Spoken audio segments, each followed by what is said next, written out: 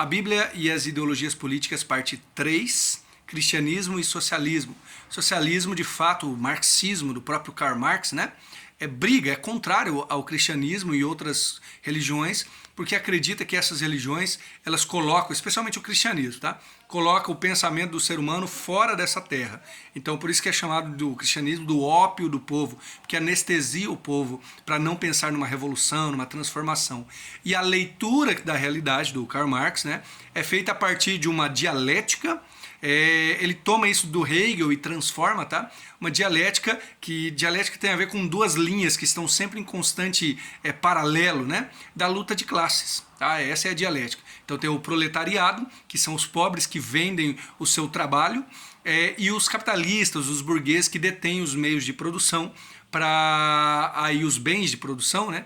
Para que seja a fazenda, a fábrica, né? Hoje em dia seria a multinacional, os bancos, né? Ou seja, eles não trabalham, mas compram o trabalho dos outros por um valor menor, e assim eles enriquecem e se tornam donos do poder.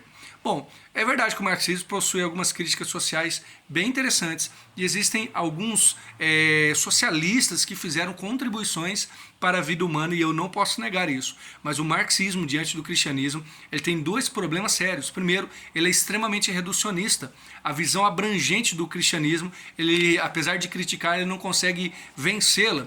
E eu não vou citar nenhum cristão, vou citar um autor chamado Edgar Morin, que fala de um homem complexo. O ser humano tem várias dimensões, e não apenas a dimensão econômica ou a dimensão social, como propõe o Marx. Ou seja, o ser humano não é reduzido a um proletariado ou outra coisa.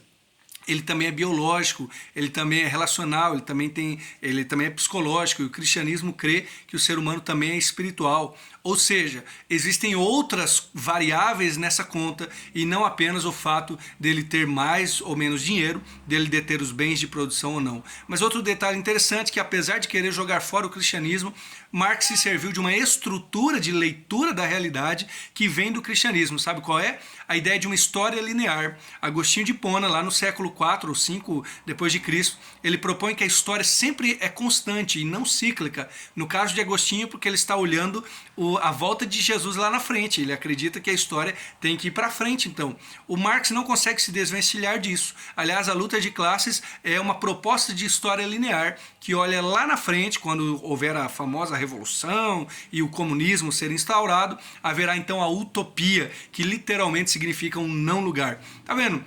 Apesar de tentar jogar fora, ainda depende das estruturas filosóficas do cristianismo para se valer da sua leitura de realidade.